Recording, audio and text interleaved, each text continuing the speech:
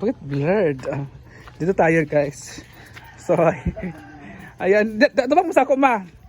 So ayan guys, ayun pa si mother at kanyang apo. At mag-ano kami ngayon. Tawag dito, punta kami ng Jollibee, 'di ba? So, i-treat ko muna yung pamangkin ko sa Jollibee. Ayun po si mother. At first time din niya kasi makakain ng Jollibee. Ito yung kapatid, ito yung pamangkin ko, anak ng aming kapatid na panganay na si Atan. Yan po yung dalaga niya. Oo. Kasi pala ni Kuya Ate. Joanna siya. Ang pangalan niya Joanna. Tingnan niya? Joanna. Ano mong gusto sa Jollibee? Ano mong gusto ka unon? Ano sa gani? Ano man istorya? Manok. Unsa pa? Ayun si mama. Unsa ba? Tuloy ma. So ayan guys. So ayun ang mga momshi, sa paalis na kami. Punta kami ng Jollibee ngayon kasama yung pamangkin ko. Iti-treat ko muna siya. So ayan mga moms. Iti-treat ko muna siya guys. So dito tayo.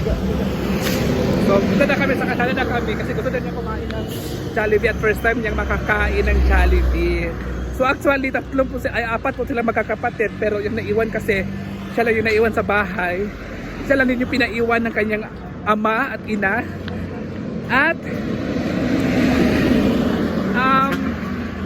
next sa sahod po natin, pag magkasahod na po tayo ay bibilan ko po sila ng mga school supplies. Ako po bibili sa kanilang mga school supplies.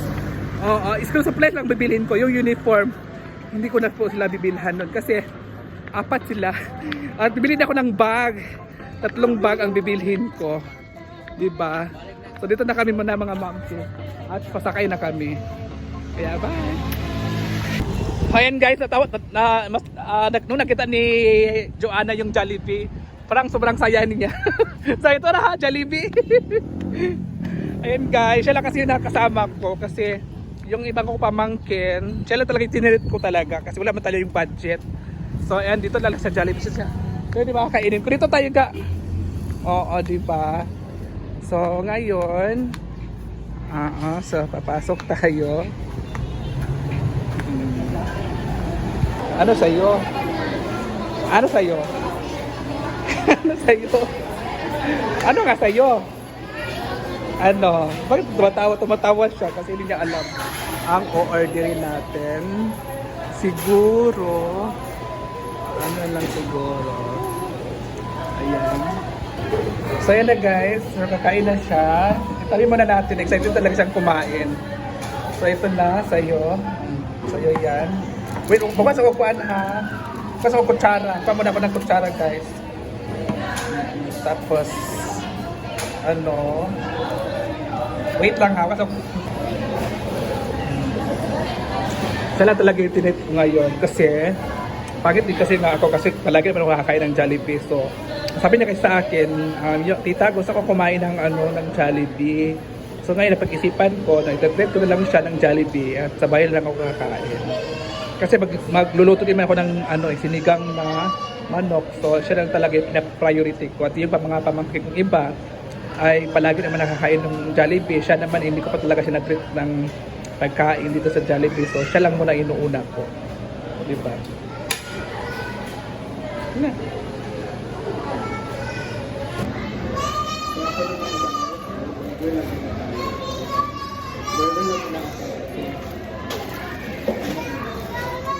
Wala na tayong budget.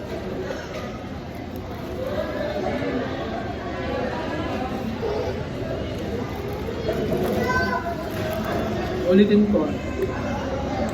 Sa sahod ko kasi, bibilan ka ng bag at mga school supplies.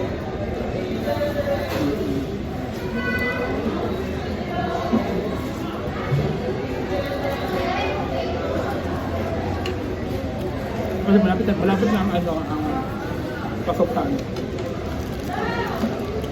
Siguro sa Sabado, hindi pala, Lunes, ako bibili ng mga agmura na School supplies nila.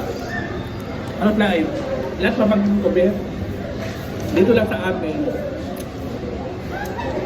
Dalawa plus na nag-aral dalawa plus tatlo. 5. Lima lahat 5 mga men ko na nag-aral dito. Tapos, kaya ko lang tatlo. Yung dalawa, sabagod na ano.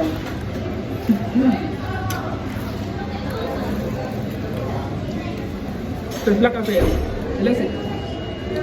yung anak ni Mano, sila talaga yung hindi ko talaga nakaka-banding tuwing may tuwing may ganap.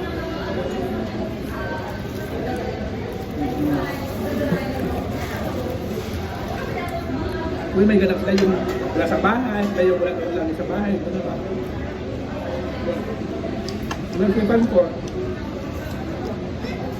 Ako na bibili sa lang mga school supplies. Para hindi na masyadong gagastos na malaki yung kapatid ko.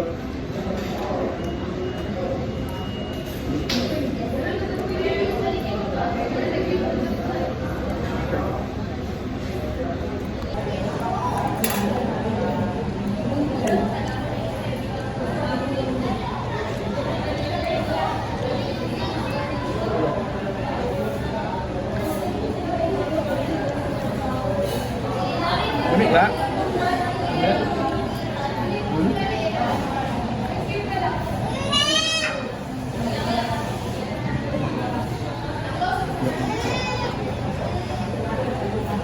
So, nag-extra rice pa siya.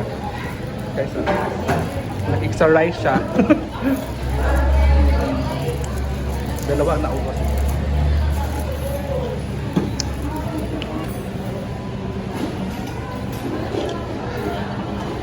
Pop out. Hati na kami.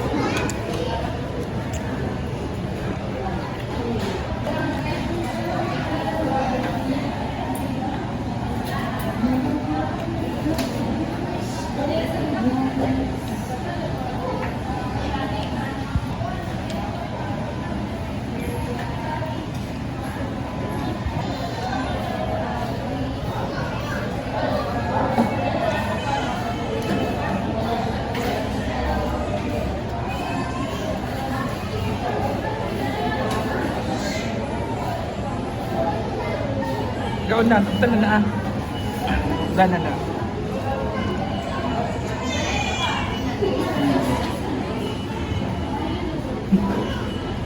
Tiga ko lang pacara.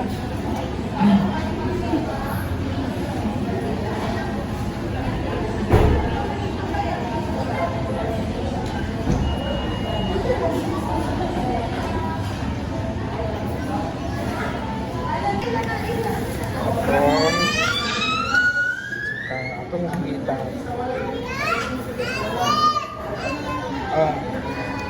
para makaman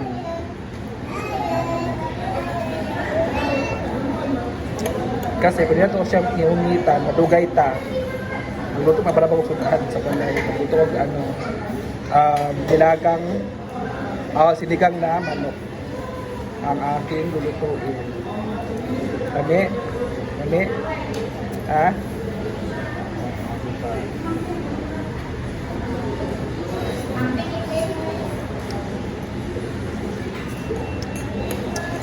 tapos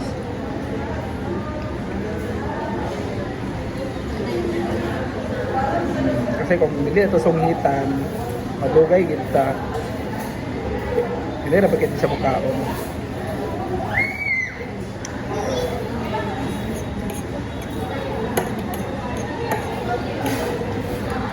kailangan din sa sunghitan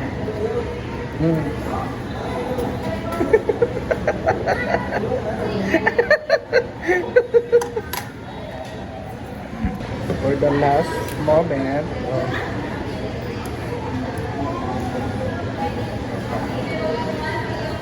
ngayon mga mabisip sa patapos na siya mukhaan makakanon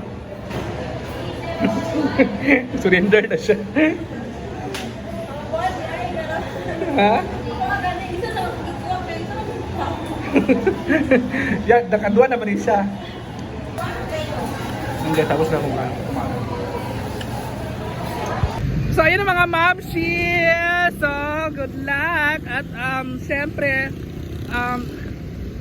gusto ko rin pasalamat kay Ate Rhea.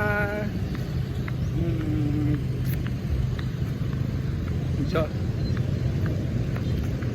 syempre, tapos na kumain yung aking pamangkin. By the way, tinit ko lang talaga siya kasi minsan lang kasi sa bahay nakakapunta. Yung kapatid ko kasi, iniwan siya sa bahay. Dapat gusto na niyang umuwi, pero sabi ko wag ka munang umuwi kasi nga nag-promise kasi ako sa kanya, bibili ko siya ng notebook at bag. Anong bag na gusto mo ka? Ano sa bag imong gusto? Ha? Ano sa bag? So yun lang muna guys. Bibili muna kami ng gulay kasi nga magluluto pa ako doon sa bahay. So good luck guys. Bye.